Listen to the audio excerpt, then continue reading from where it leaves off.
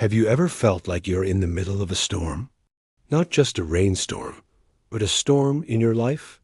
Maybe it's a sudden challenge at work, a health scare, or a relationship hitting rough seas. You feel overwhelmed, waves of anxiety crashing over you, and you wonder, where is the help I need? Well, there's a powerful story in the Bible that speaks directly to these moments, and it's found in the Gospel of Mark, chapter 4. That evening, after a long day of teaching, Jesus said to his disciples, "Let us go over to the other side." So they left the crowd and took him along in the boat, just as he was. Now, other boats were with him too. Suddenly, a furious squall came up. The waves were breaking over the boat, and it was nearly swamped. Imagine the scene. Experienced fishermen, panicking as their boat fills with water in the dark. The wind is howling. The waves are relentless. It's chaos. And where was Jesus during all this? He was in the stern, sleeping on a cushion, sleeping. The disciples, terrified, woke him up and shouted, "Teacher, don't you care if we drown?" They were desperate. They saw their reality, the storm, the water, the imminent danger, and they questioned if Jesus even cared about their fate. It's a very human reaction, isn't it? When we're in crisis, it's easy to feel forgotten or abandoned. Jesus got up, and the first thing he did was address the storm. He rebuked the wind and said to the waves, "Quiet, be still." And just like that, everything went completely calm. The wind died down.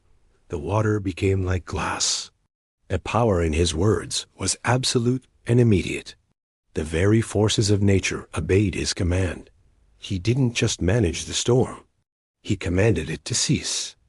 Then he turned to his disciples and asked them two penetrating questions. Why are you so afraid? Do you still have no faith? He wasn't scolding them for being scared. He was pointing them to a deeper truth. Their fear came from focusing on the size of the storm instead of the power of the one who was with them in the boat. They had witnessed his miracles. They had heard his teachings, yet in this moment of crisis, their faith wavered. The disciples were left in complete awe. They asked each other, "Who is this? Even the wind and the waves obey him." Their fear of the storm was replaced by a different kind of fear, a reverent awe for the person of Jesus. They were beginning to understand that he wasn't just a great teacher or a prophet. He was someone with authority over creation itself.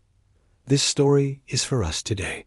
When the storms of life hit, it's easy to focus on the wind and the waves and to cry out, "Don't you care?" But this passage reminds us that Jesus is in the boat with us.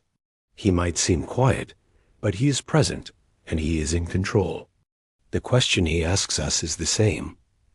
Why are you so afraid? Have you forgotten who I am? This story encourages us to shift our focus from the size of our problems to the greatness of our God.